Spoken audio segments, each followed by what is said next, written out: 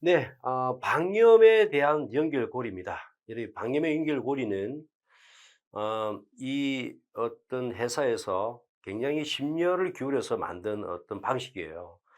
자, 어떤 의미를 가지고 있냐면 이제껏 방염에 나온 모든 기술사에 대한 문제들이 이렇게 다 들어가 있어요. 그 말은 여러분들의 어떤 방향성을 설정하는 데 도움이 될 거고, 또 한 가지 뭐냐 하면 양을 늘리는 데 도움이 될 겁니다. 그래서 양을 가지고 여러분들 50점에 도달할 수 있을 거고요. 또 질을 높일 수 있을 겁니다. 그래서 질은 60점으로 도달할 수 있는데 여러분들한테 지름길로 안내해 줄 겁니다. 자, 방역에 대해서 이제껏 나왔던 게 어떻게 나왔고, 또 어떻게 연결고리는 돼 있고, 이런 부분들 한번 알아보도록 할게요. 네, 방염입니다. 여러분, 방염은 가연물에다가 방염 처리를 하는 거잖아요. 가연물에다 방염 처리를 한다는 이야기는 여러분 연소의 3연소는 뭐예요? 가연물, 산소, 점화원입니다. 그럼 가연물이 잘 탈 수 없도록 만든다는 이야기는 뭐다고요?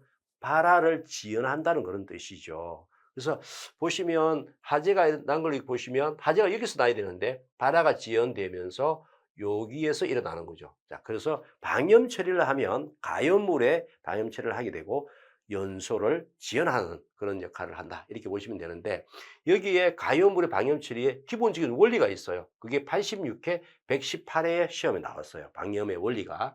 그게 방염 원리가 피가 열화 이렇게 됐습니다. 그래서 피복 이론, 피복 무기염료로 피복해서 예, 흡열을 방지하도록 해서 하는 방법. 그리고 가스 이론입니다. 가스가 불연성 가스가 나와서 있잖아요. 가연성 가스에 대한 어떤 부분들 희석 처리해서 불이 잘 일어나지 않도록 하고, 그다음에 열적 이론은요.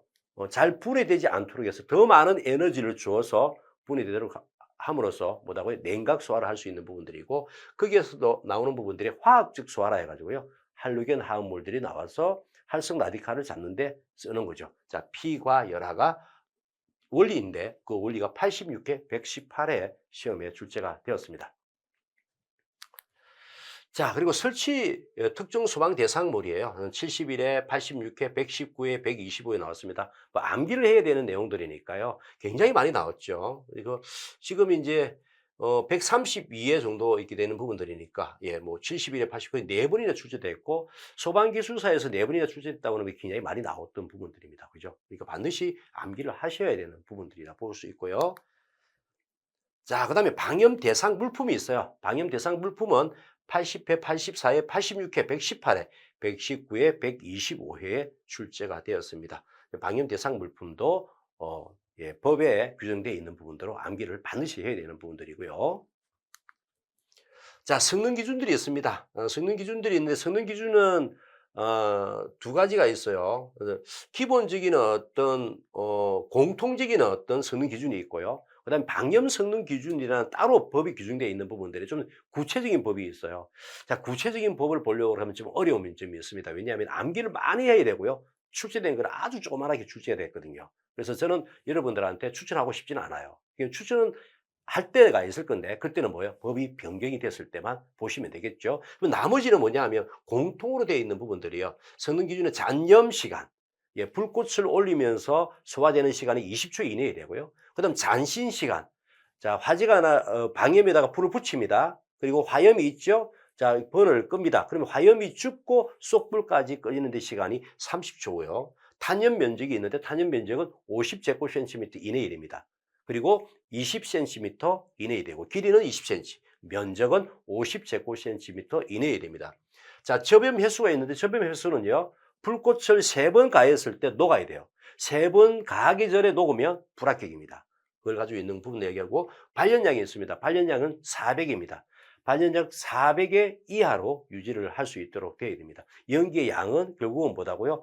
피난에 영향을 끼치니까 그렇다는 얘기입니다. 그래서 잔투, 탄적, 발 이라고 하는데 잔염 시간, 잔신 시간, 탄염 면적, 그다음에 접염 횟수, 발연량이 법에 그대로 공통으로 나와 있는 부분들입니다. 이것이 엄청나게 많이 나왔죠. 84회, 86회, 118회, 119회, 125회 출제가 되었습니다. 그리고 발연량이 있네요. 그죠? 발연량의 의미를 물어봤어요. 발연량이 위에 있는데 400의 의미가 뭐냐? 이렇게 봤을 때 그 발연량을 수치로 계산해 보면 예, 암흑도가 99%입니다. 그리고 0.01%가 가시에 대한 영향을 끼칠 수 있는 부분들이니까 99%가 아무것도 엄청나게 어두운 부분들이죠. 그 109에 출제가 됐고요. 그다음 측정 및 의미가 또 104에 109에 이렇게 나왔습니다. 발열량에 대한 부분들이. 그다음에 이제 방염 기준에 보면 얇은 포, 두꺼운 포에 대한 어떤 부분이 또 124에 또 출제됐네요. 그죠? 성능 기준이 생각보다 많이 출제가 됐고요. 자, 그리고 문제점 및 개선 방안입니다. 자, 이것은 여러분들 고민해야 됩니다. 사실 문제점 개선 방안이 어떻게 되냐면요. 115에 나왔고요. 118에도 나왔어요. 많이 나왔죠? 그러면 여러분 이걸 보고 어떻게 알 수 있겠어요? 저 같으면 이것을 갖다 딱 표준화시킵니다. 방임에서 뭘 나오든 간에 여러분은 관점을 이야기해 주지 않으면 안 돼요. 소견에 우리가 논술로 해야 되는 부분들이잖아요. 그럼 3페이지를 적어야 되는데 거기에 반 페이지 이상의 자기의 관점을 실어주는 게 점수 차이가 많이 나요.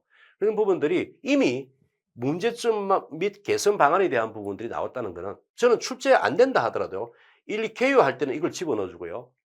마지막 소견에 대한 결론에 대한 저는 이걸 넣어줍니다. 그러면 방임에 어떤 문제점이 있고 그 개선해야 될 사항은 어떤 것이 있는지를 넣어주게 되면 점수가 확 달라지죠. 그래서 주관적인 점수가 한 20점 내지 30점이 될 겁니다. 그 20점, 30점을 받을 수 있느냐 안 받을 수 있느냐는 논술에서 결정하는 부분들이 있기 때문에 이미 출제된 부분들이 나와 있기 때문에 딱 세팅해 놔놓고 뭐예요?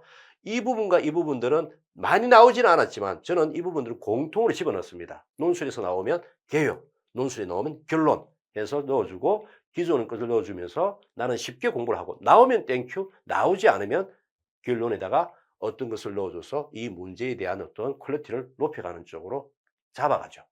자, 이 부분들이 중요합니다. 그죠? 문제점 및 개선 방안인데 소견의 결론에다 넣어준다. 그리고 현장 처리의 문제점의 개선 방안은 115에 나오는데 한 번 더 나왔어요. 118에도 시험에 출제가 됐었습니다. 자, 이거 방염에 대한 기출 문제에 대한 어떤 우리가 연결고리를 해봤습니다. 그죠? 해보니까 딱 어때요? 방염에 대한 부분 다 끝났습니다. 어떻게 출제가 됐고, 어디에 중점적으로 두고 공부를 해야 될 거고, 그리고 어떻게 그 문제를 점수를 극대화시켜야 되는지도 우리는 알 수가 있었죠. 그러니까 연결고리는 굉장히 중요한 어떤 부분들이다. 이렇게 볼 수가 있습니다. 거의 대부분 고시에 대한 어떤 정도의 공부를 하시는 분들은요, 이 연결고리를 많이 가지고 공부를 하죠. 왜냐하면 공부 효율성도 가져가야 되고요. 공부에 대한 질도 잡아야 되기 때문에 그렇다는 이야기입니다. 자, 법규는 방염 성능 기준이 있고요. 소방시설 설치 및 관리에 관한 법률 시행령이 있는데 아까 공통으로 되어 있는 부분들은요. 소방시설 설치 및 관리에 관한 법률에 들어가 있고요. 그리고 아까 깊게 들어가는 얇은 포, 두꺼운 포에 대한 어떤 내용들은 뭐라고요? 방염 성능 기준에 들어가 있습니다. 그래서 방염 성능의 기준 있는 부분들은 양이 많죠? 공부할 게. 그러니까 뭐냐면 효율적으로 공부를 해야 되잖아요. 그래서 나온 것만 딱 공부를 하든지 다음에 법이 바뀔 때만 공부를 하시면 되는 겁니다. 물론 그 외적인 부분 나올 수 있겠죠. 거기까지는 확대하면 이런 어려움을 겪겠죠. 필요한 것만 가져오고 효율적으로 공부할 수 있는 방법을 고민해야 되겠죠. 자, 방임에 대한 연결고리는 여기까지 진행하도록 하겠습니다.